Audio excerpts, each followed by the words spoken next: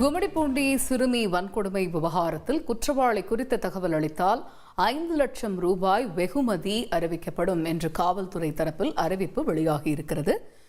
இது பற்றிய கூடுதல் தகவல்களை செய்தியாளர் சாலமன் விவரிக்க கேட்போம். Solomon, over to you. Tiruvallur மாவட்டம் ஆரம்பாக்கத்துல கடந்த 12ஆம் தேதி 10 வயது சிறுமி பாலியல் வன்கொடுமைக்கு ஆளாக்கப்பட்டார். குறிப்பாக அந்த பாலியல் வன்கொடுமை செய்த அந்த நபரை பிடிப்பதற்கான முயற்சியில ஆரம்பாக்கம் போலீசார் பல்வேறு நடவடிக்கைகளில் ஈடுபட்டு வருகின்றனர். குறிப்பாக 8க்கும் மேற்பட்ட தனிப்படைகள் அமைக்கப்பட்டு அந்த நபரை சிசிடிவி காட்சிகளை அடிப்படையாக வைத்து தீவிரமாக தேடி வருகின்றனர்.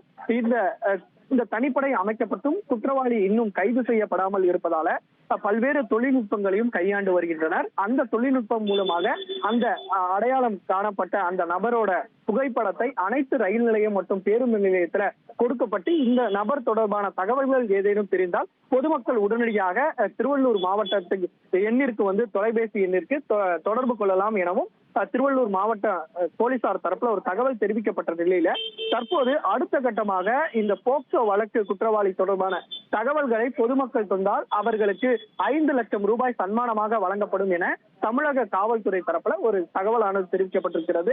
அவர்களது அதாவது இந்த தகவல் தருபவரின் அடையாளங்கள் பாதுகாப்பாக வைக்கப்படும் எனவும் தமிழக காவல்துறை தரப்புல ஒரு நம்பிக்கையை ஊட்டியிருக்கிறார்கள். அது மட்டுமின்றி இந்த தகவல் தெரிந்தால் உடனடியாக திருவள்ளூர் மாவட்ட காவல் கைபேசி எண்ணான 99 620 60 948 என்ற எண்ணிற்கு தொடர்பு கொண்டு அந்த தகவல்களை தெரிவிக்கலாம் எனவும் தமிழக காவல்துறை தரப்புல தெரிவிக்கப்பட்டிருக்கிறது.